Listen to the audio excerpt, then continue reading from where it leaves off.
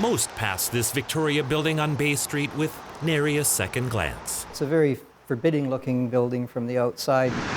It is. She is. The old lady has served us well. Served us 100 years. One of Victoria's historic sites. But who is she? People drive by and wonder what's in that big castle. Is it? Some people think it's a jail because it looks like Wilkinson Road Jail. It does. Both buildings designed by Ridgway Wilson and constructed by the Parfitt brothers, English immigrants who built dozens of Victoria's historic landmarks. She is the Bay Street Armory, adorned in a Tudor revival style with a hint of medieval military architecture. It was built to house an expanding militia. During a time when over 100 drill halls and armories were going up across the country. The ties to the community go back to prior to World War I. Part of Canada's coming of age. Patriotism, king and country. A time when a Victoria militia gunner eventually became commander of the 16th Battalion, later dubbed the Canadian Scottish Regiment, the man who wrote the book on warfare in World War I, Sir Arthur Currie, Canada's first general. And we try and maintain those ties. A century later, the armory is still home to the Canadian Scottish Regiment. We're part of the fabric of the community. We live here, work here, and then we soldier here. Still home to the 5th BC Field Regiment, Royal Canadian Artillery, the longest continually serving military formation in Canada, 137 years. Our regiment was physically situated in Victoria for the First and Second World War, manning the coast defense.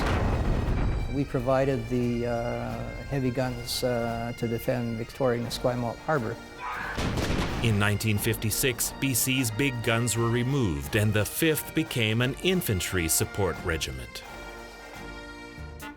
In her early days, the armory was a gathering place. Social center for the community. Hosting concerts, dances, and dinners, sports teams, and special events. If one young fellow joined, he'd bring in his buddies, and they volunteered to go overseas in the same way. And sadly, she was and is a muster for battle. We had hundreds of men go through our regiment and go overseas. Many never returned. Designated a National Historic Site in 1989, the Bay Street Armory remains a regimental home, drill hall for 3 cadet units, 2 museums paying homage to the long-serving reservists still training here. For us, it's one night a week and 1 weekend a month. Peacekeepers to the world, Egypt, Cyprus, Yugoslavia, Afghanistan.